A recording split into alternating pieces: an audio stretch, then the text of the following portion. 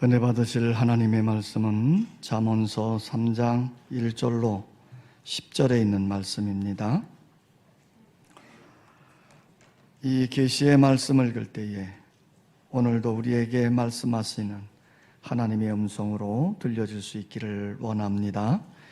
함께 낭독을 하겠습니다. 내 아들아, 나의 법을 잊어버리지 말고 내 마음으로 나의 명령을 지키라. 그리하면 그것이 내가 장수하여 많은 해를 누리게 하며 평강을 더하게 하리라. 인자와 진리가 내게서 떠나지 말게 하고 그것을 내 목에 매며 내 마음판에 새기라. 그리하면 내가 하나님과 사람 앞에서 은총과 귀중히 여김을 받으리라. 너는 마음을 다하여 여호와를 신뢰하고 내 명철을 의지하지 말라. 너는 범사에 그를 인정하라. 그리하면 내 길을 지도하시리라. 스스로 지혜롭게 여기지 말지어다. 여호와를 경외하며 악을 떠날지어다. 이것이 내 몸의 양약이 되어 내 골수를 윤택하게 하리라. 내 재물과 내 소산물의 처음 익은 열매로 여호와를 공경하라. 그리하면 내 창고가 가득히 차고 내 포도즙 틀에 새 포도즙이 넘치리라.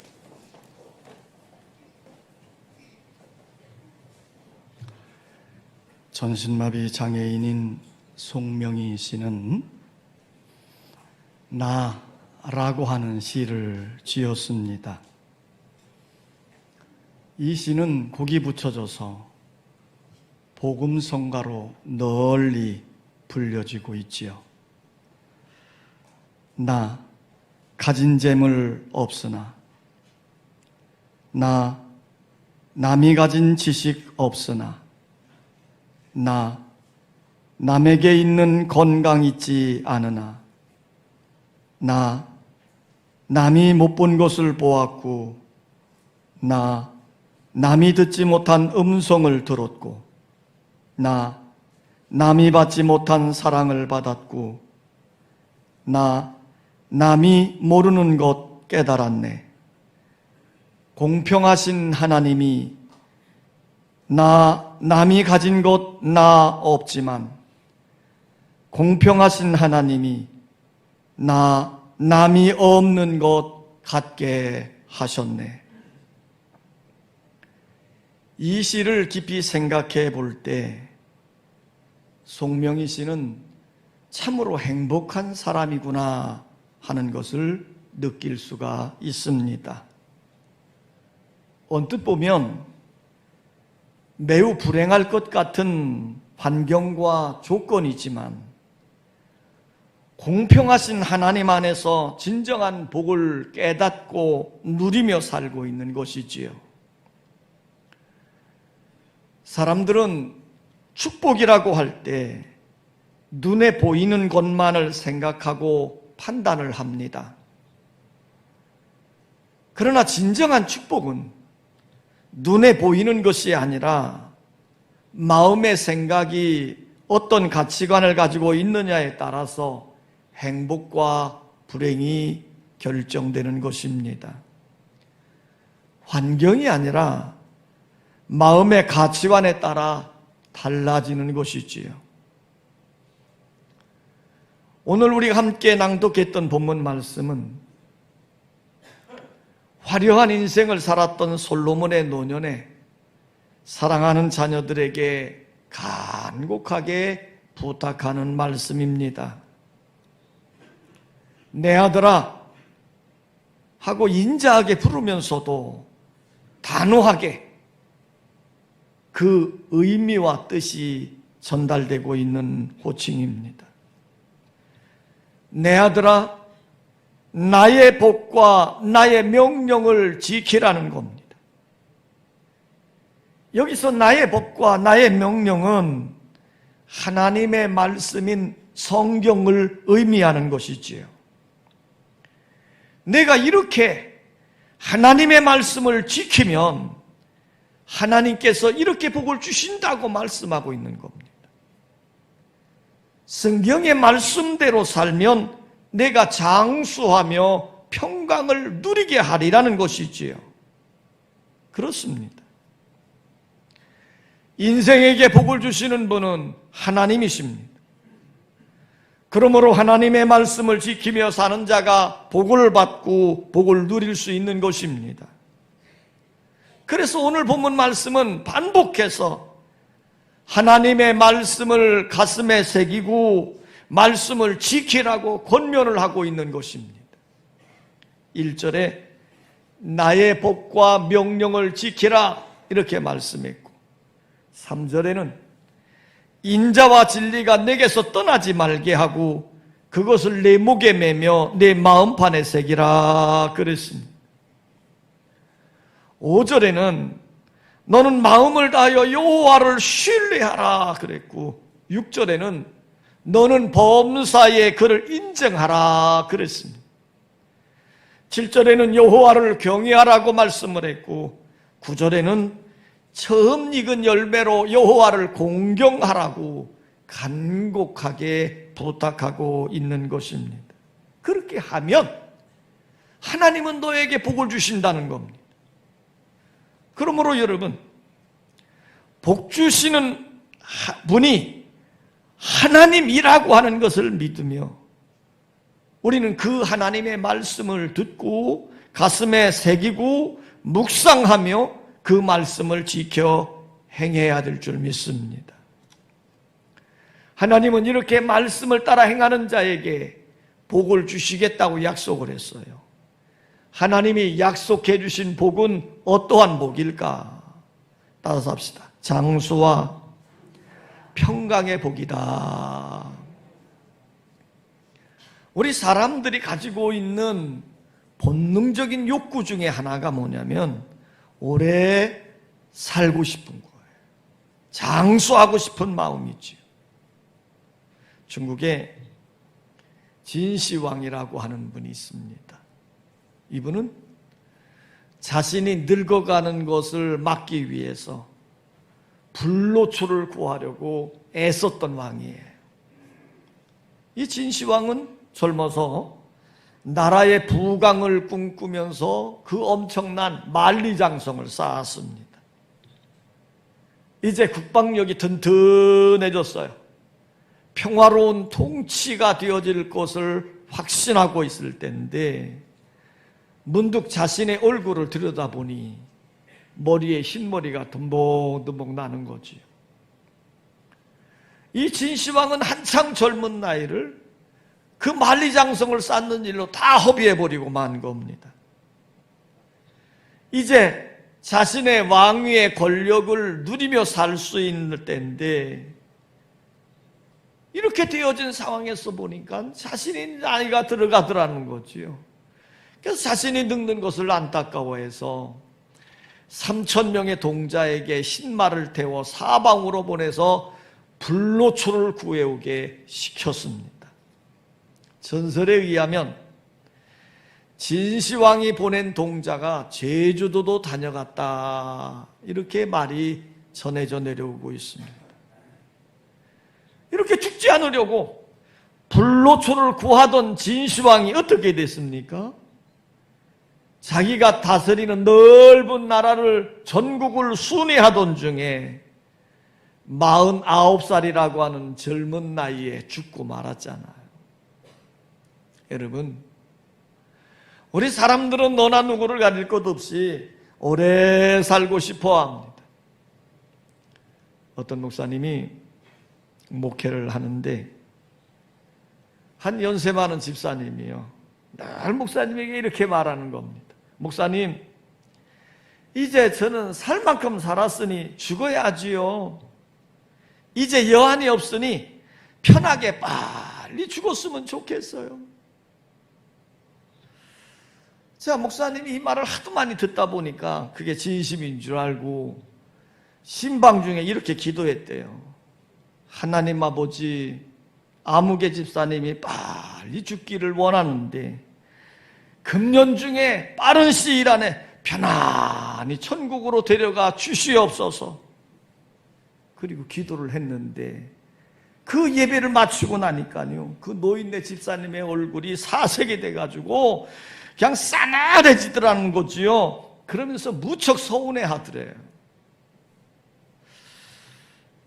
자, 집사님이 매일 죽겠다 죽겠다 그래도 목사님이 이렇게 기도해야 되는 거예요.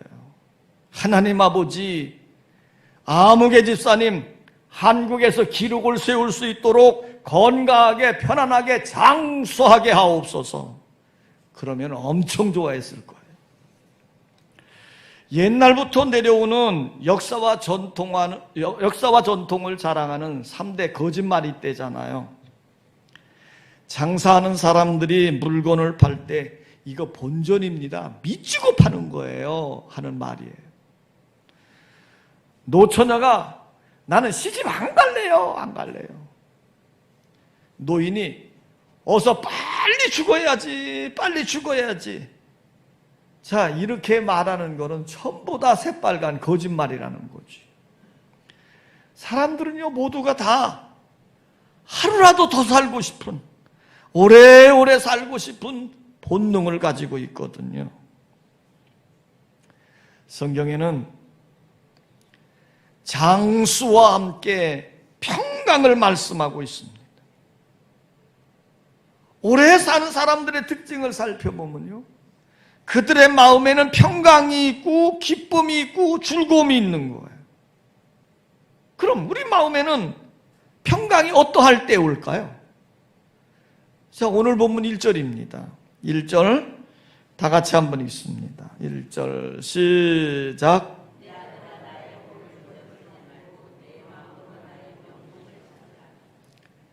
나의 법을 잊어버리지 말고 내 마음으로 나의 명령을 지켜라. 하나님의 법, 하나님의 말씀을 순종하고 지킬 때에 평강이 온다는 거예요. 자, 2절입니다. 2절 다 같이 시작.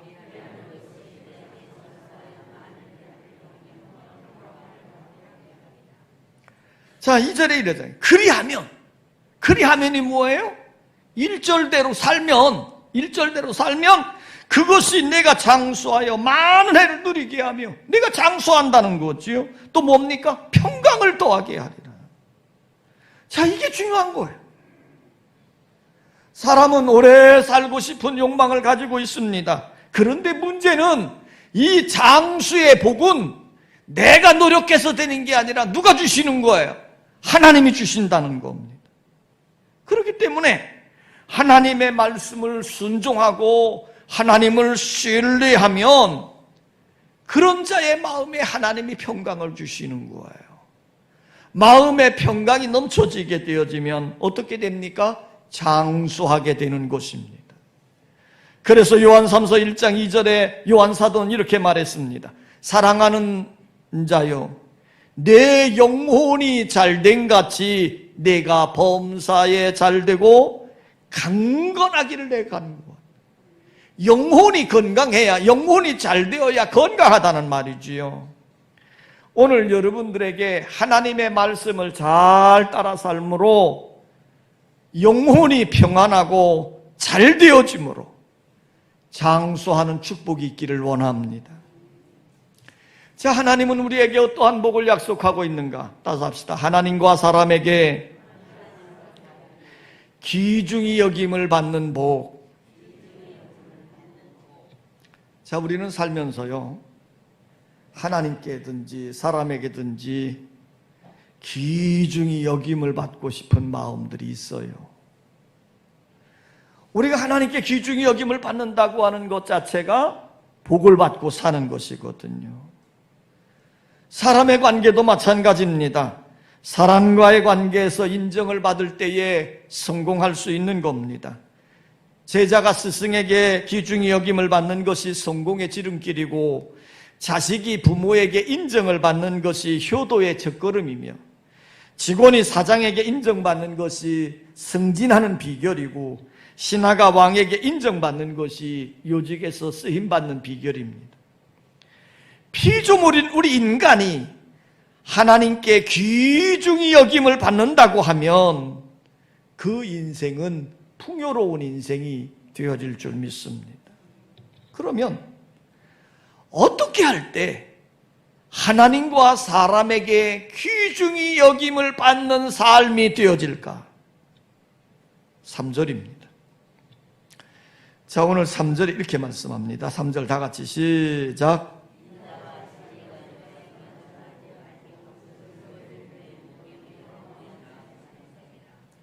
그러니까 인자와 진리가 내게서 떠나지 않게 하고 그것을 내 목에 메고 내 마음판에 새기라는 거예요. 자, 목에 맨다는 말은 몸에 지니고 다닌다는 말이고요. 마음판에 새긴다는 것은 가슴에 새긴다, 명심한다, 그런 뜻이에요.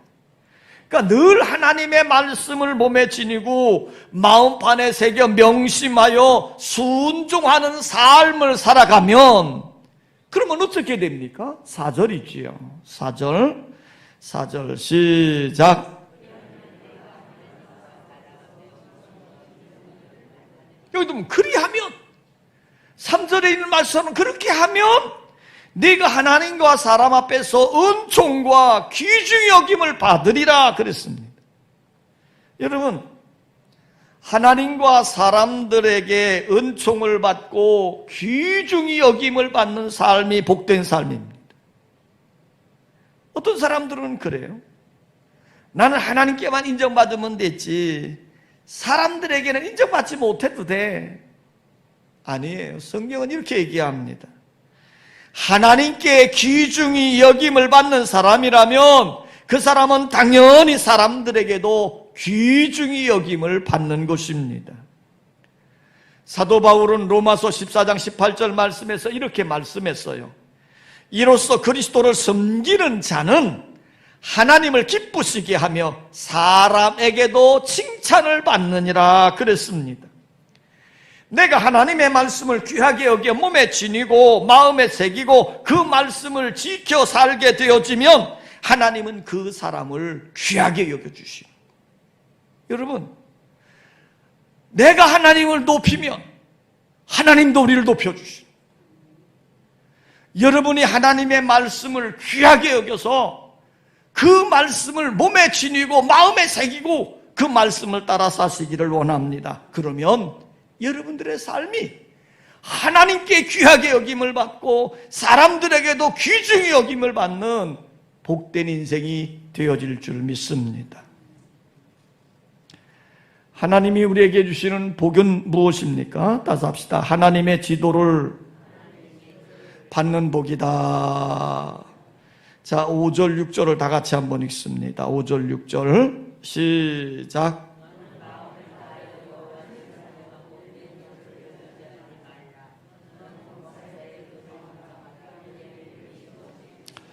자, 이 구절의 말씀은 네 부분으로 나눌 수 있어요. 첫째는 너는 마음을 다하여 여호와를 신뢰하라 그랬어요. 그런 다음에 두 번째 부분에 가서는 뭡니까? 내 명철을 의지하지 마라. 그러니까 하나님의 말씀을 신뢰하고, 두 번째는 너 자신의 지혜, 너 자신의 명철을 의지하지 말라는 거예요. 세 번째 또 뭐라 그랬습니까? 너는 범사에 그를 인정하라. 하나님을 인정하라. 하나님의 말씀을 인정하라는 거예요. 그러면 네 번째 부분은 뭡니까? 그리하면 내 길을 지도하시리라. 자, 우리가 하나님을 인정하고 하나님을 의지할 때 하나님이 우리의 길을 지도해 주기도 하고 인도해 주신다고 하는 겁니다. 여러분, 우리가 인생을 살아가면서 하나님의 인도하심을 받는다고 하는 것은 매우 귀한 일이에요. 왜냐하면 우리 인생의 미래가 너무나도 불확실하고 불투명하기 때문입니다. 또 현대를 가리켜서 불확실성의 시대라고 말하죠. 지금 요즘 뉴스에서 난리치는 게 뭡니까? 옛날 이름 터키지요? 또 그 옆에 시리아지요? 엄청난 지진 때문에 초토화가 되어지고 수만 명, 2만 8천 명이니 아직도 찾지 못한 사람들도 엄청나게 많으니까 이런 어려운 상황들이 생겨지는 시대에 우리 미래에 어떤 것을 예측할 수 있겠습니까? 그래서 사람들은 미래에 대한 불안과 두려운 마음을 품고 있어요. 자, 이러할 때 역사를 주관하시고 인생의 생사복을 주관하시는 하나님이 나와 함께 하시고 내 삶을 인도해 주신다고 하면 얼마나 든든하겠습니까? 하나님이 나와 함께 하셔서 내 길을 지도하신다고 하면 우리는 염려할 것이 없겠지요. 우리가 외국으로 여행을 가면 외국에 처음 나가든지 뭐 이렇게 새로운 곳에 가면 언어가 통하지 않고 또 사람들 자체 피부색도 다르고 뭐 문화도 다르고 그러니까 참 두려워할 때가 있어요.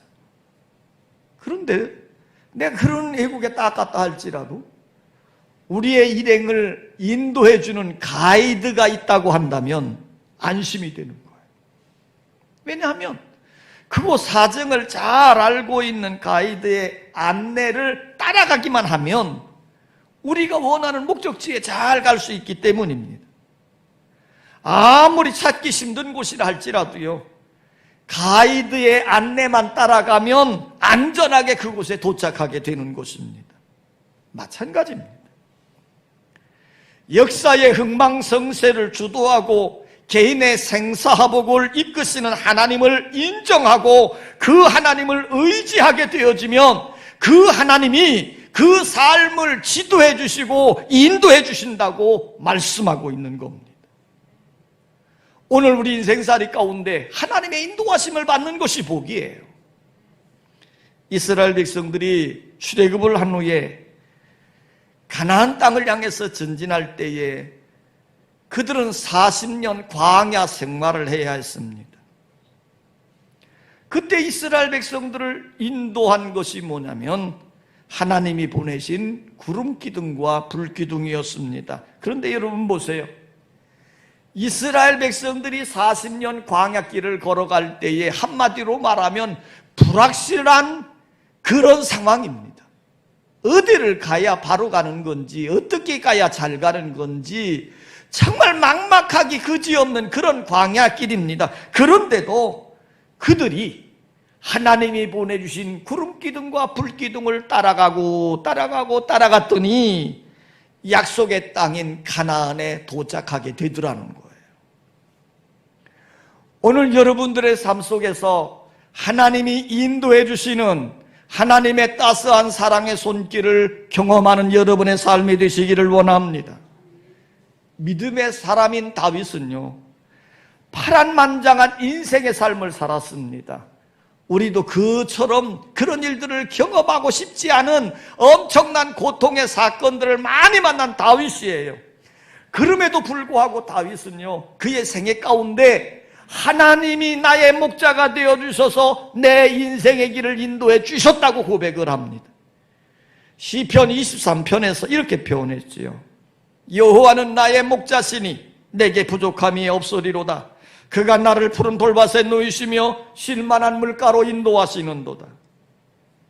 하나님을 나의 목자로 믿고 그분 앞에 내 인생의 모든 것을 맡겨놓았더니 하나님이 평화롭고 감사할 수 있는 좋은 환경으로 인도해 주시더라는 거예요. 특별히 다윗은 심각한 사망의 음침한 골짜기 같은 어려운 일을 당했을 때에도 그는 이런 고백을 했습니다. 내가 사망의 음침한 골짜기를 다닐지라도 해를 두려워하지 않을 것은 주께서 나와 함께 하심이라. 주의 지팡이와 막대기가 나를 안위하시나이다 그랬어요. 오늘 다윗은 고백하는 겁니다. 하나님 앞에 내 인생의 모든 것을 다 맡겨놓았더니 하나님이 자기와 함께해서 주의 지팡이와 막대기로 대적을 물리쳐 주시기도 하고 어려울 때 다윗을 보호해 주시기도 하면서 푸른 초장으로 인도해 주셨다는 것입니다. 오늘 시편 37편 5절에 보면 이 시인은 이런 고백을 했습니다. 내 길을 여호와께 맡기라. 그리하면 그를 의지하면 그가 이루시고 내 의를 빛같이 나타내시며 내 공의를 정오의 빛같이 하시리로다 그랬어요. 믿음의 사람 시인은 말합니다. 내 길을 여호와께 맡겨라. 여호와께 맡겨라. 여러분의 인생길의 모든 것 하나님께 온전히 맡기는 여러분 되시기를 원합니다. 그러면 우리 하나님은 반드시 여러분과 함께 하셔서 여러분들을 생명의 자리로 축복의 자리로 안전하게 인도해 주시는 줄 믿습니다. 하나님은 우리에게 어떠한 복을 약속하고 계신가? 따라서 합시다. 건강의 복이다. 자, 하나님은 오늘 말씀을 통해서 건강의 비결을 가르쳐주고 있습니다. 자, 7절을 좀 먼저 보겠습니다. 7절 시작.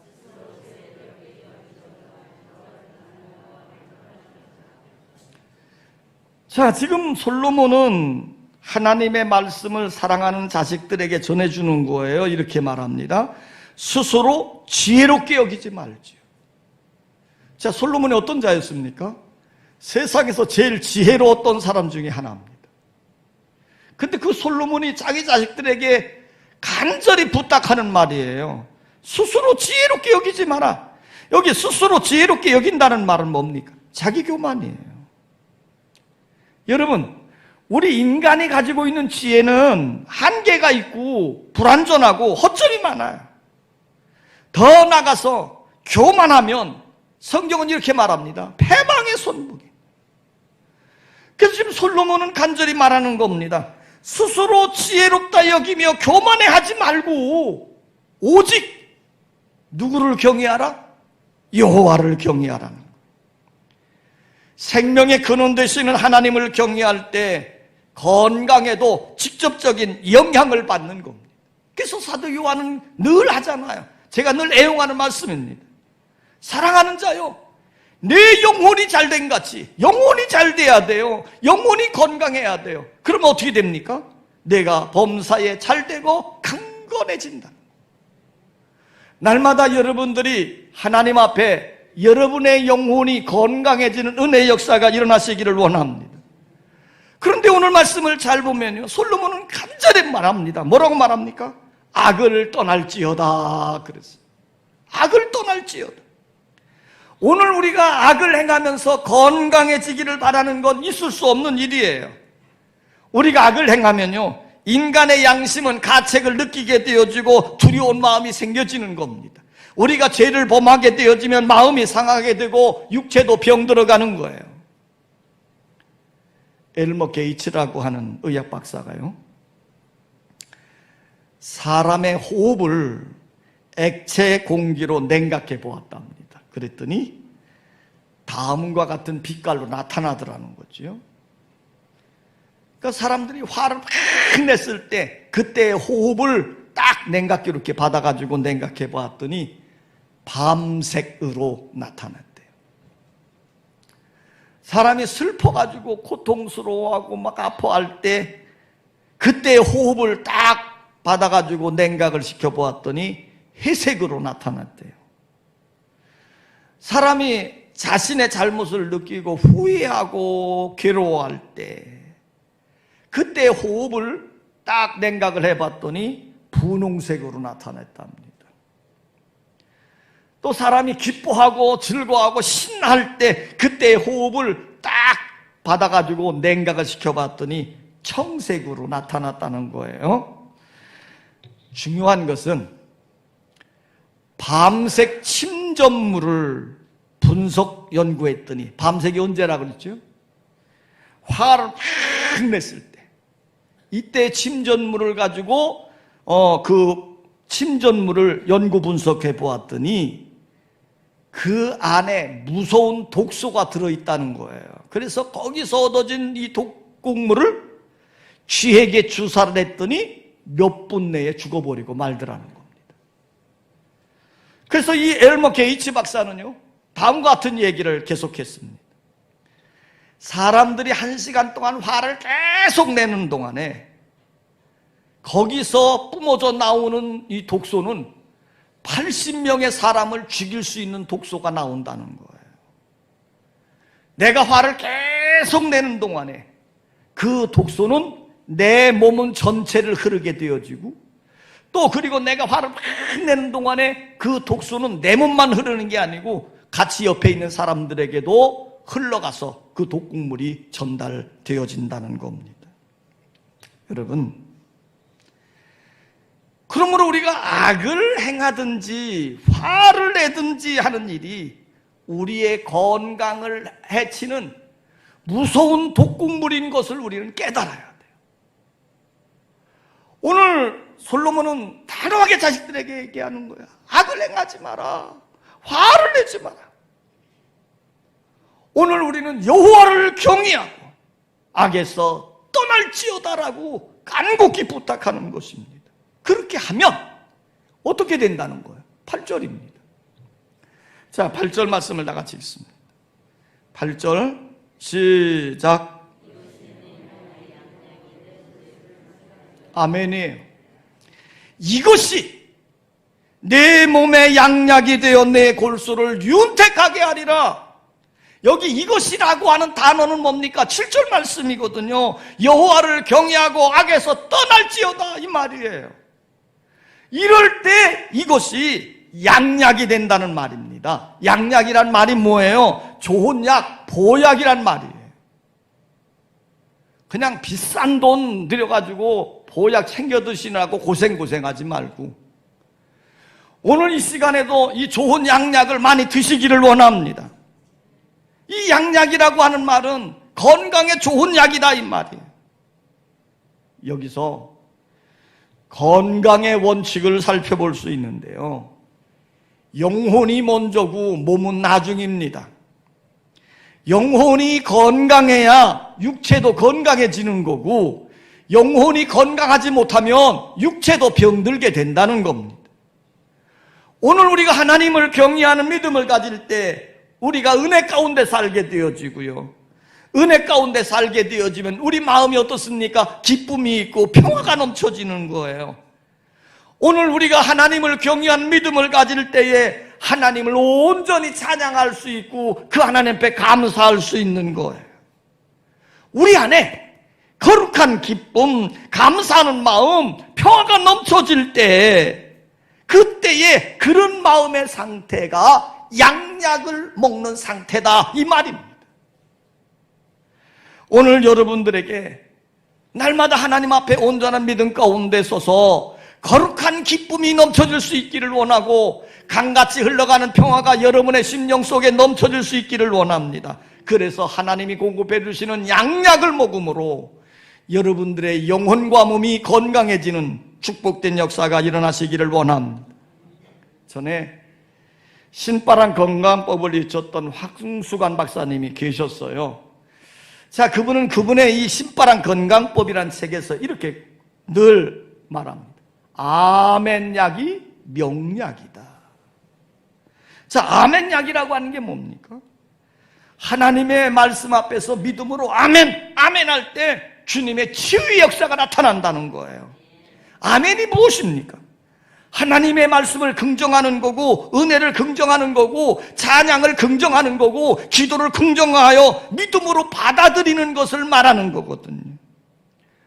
오늘 여러분들이 하나님의 말씀 앞에 아멘, 아멘, 아멘으로 화답할 때 신령한 은혜가 임하게 되고 육신에게는 그것이 영향을 주어서 치유 역사가 일어나게 되고 건강하게 된다는 겁니다. 오늘 여러분들이 하나님 앞에 나올 때마다 아멘 약을 많이 드시기를 주의 이름으로 축원합니다. 하나님이 주시는 놀라운 복이 있어요. 어떤 복이냐? 따라서 합시다. 재물을 얻는 복이다. 자, 9절 10절의 말씀을 다 같이 읽습니다. 9절 10절 다 같이 시작.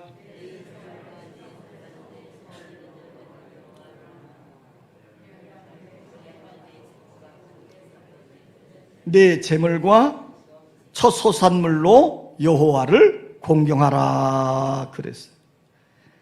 성경에는 하나님께 드리는 예물에 대해서 여러 번 언급을 했는데 대부분 다 씁니다. 첫 열매, 첫 새끼, 처음 익은 곡식 뭐 이런 것들. 그러니까 이것을 여호와께 드리라 이 말이에요. 그러니까 처음 것을 드린다고 하는 의미는 무엇입니까? 하나님을 최우선으로 생각을 하고 그 하나님께 가장 귀한 것, 좋은 것을 드린다고 하는 표현이에요. 그럴 때 하나님이 그것을 받으시는 거거든요. 창세기에 보면 가인과 아벨이 하나님께 제사를 드렸습니다.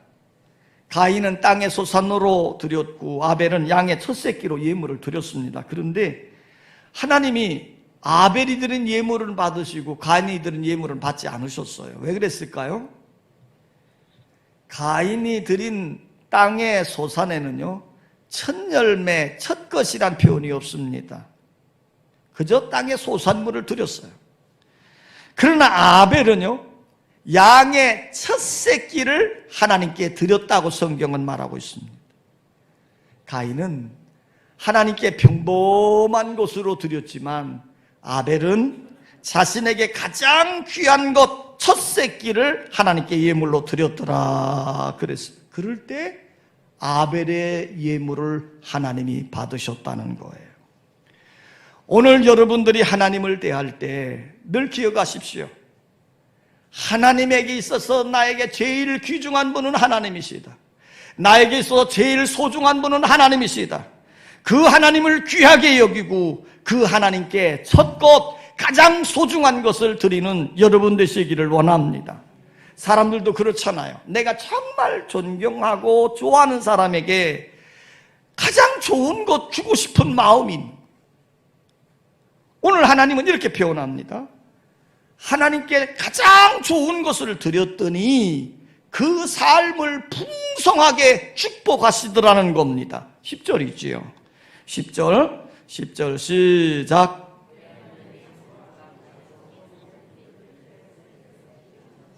아멘이에요. 여기도 보면 그렇게 하면 내 창고가 가득히 차고 내 포도즙 틀에 새 포도즙이 넘치리라 그랬어요.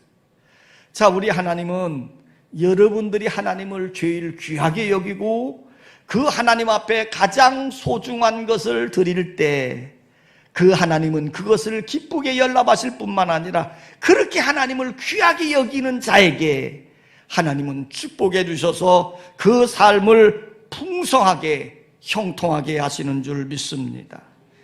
여러분들이 사는 믿음의 삶 가운데 하나님의 공급해 주시는 넉넉한 은혜와 복으로 충만해 주시기를 원합니다. 사랑하는 성도 여러분, 이왕 우리가 하나님을 믿고 살 바에는 하나님을 가장 잘 믿읍시다. 이왕 하나님을 섬기고 살 바에는 하나님을 최고로 공경하며 사십시다. 이왕 하나님을 의지하고 살려면 하나님께 전적으로 맡기고 의지하며 사십시다. 이왕 하나님께 순종하며 살려면 말씀에 온전한 순종을 하며 살아가십시다. 그럴 때 하나님은 여러분을 사랑해 주시고 여러분에게 가장 좋은 은혜와 복을 허락해 주시는 줄 믿습니다.